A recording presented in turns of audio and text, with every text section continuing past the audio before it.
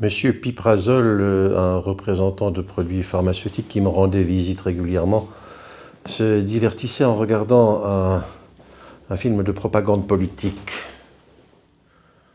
Un bourrage de crâne plaisant. Convenons-en, ce plaisir se révèle inquiétant. Et pourtant, la publicité est élevée au rang de grand art. La propagande politique ne peut se comparer à la publicité. Elle dégage une odeur d'endoctrinement idéologique. Les annonces commerciales répandent déjà un parfum de manipulation psychologique afin de nous convertir en de paisibles consommateurs. Pour d'étranges raisons, nous nous résignons à être utilisés en tant que consommateurs. Pourtant, cela est périlleux politiquement et franchement répugnant. Subir les boissons rafraîchissantes paraît moins menaçant que d'encaisser le pouvoir d'un État. Nous songeons à notre intoxication cérébrale grâce à un commentaire plein d'esprit au sujet du clip réalisé par le gouvernement chinois pour lancer le 13e plan quinquennal. La propagande n'est pas la réalité. Et encore moins la vérité. Pourtant, elle peut devenir source de plaisir.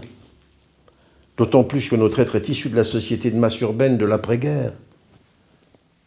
Nous pouvons nous rappeler avec nostalgie des publicités en noir-blanc, des produits de consommation de notre enfance, produits disparus qui n'existent plus, mis à part quelques traces dans les musées ou sur YouTube. En Europe, les choses sont relativement différentes des nouveaux mondes. La méfiance de l'être européen envers la publicité s'avère plus grande. Dans les Amériques, la publicité relève de l'environnement. Elle fait partie de la nature, elle mériterait de se trouver protégée par les partis verts d'Amérique et d'Australie. La propagande politique, au contraire des autres, est une affaire de moquerie incisive. L'inquiétude surgit lorsque la doctrine devient un produit comme un autre, ou pire encore, lorsque la propagande politique devient captivante et artistiquement forte. Vendre une idée n'est pas du même ordre que vendre un produit palpable.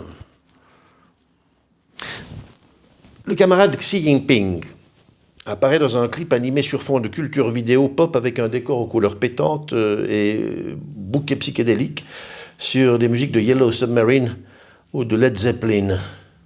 Les vertus hypnotiques du 13e plan quinquennal produisent un effet choc sur l'honnête journaliste sans pour autant lui donner envie de s'inscrire au PC chinois. Un 6e sens l'a réveillé et lui a permis d'écrire avec ironie et recul son article, quand bien même le refrain de la musique restait collé à ses neurones. Le soma du meilleur des mondes chinois l'a anesthésié, mais pas endoctriné. Une note destinée aux nouvelles générations, le soma est la drogue hypnopédique du meilleur des mondes d'Aldous Huxley.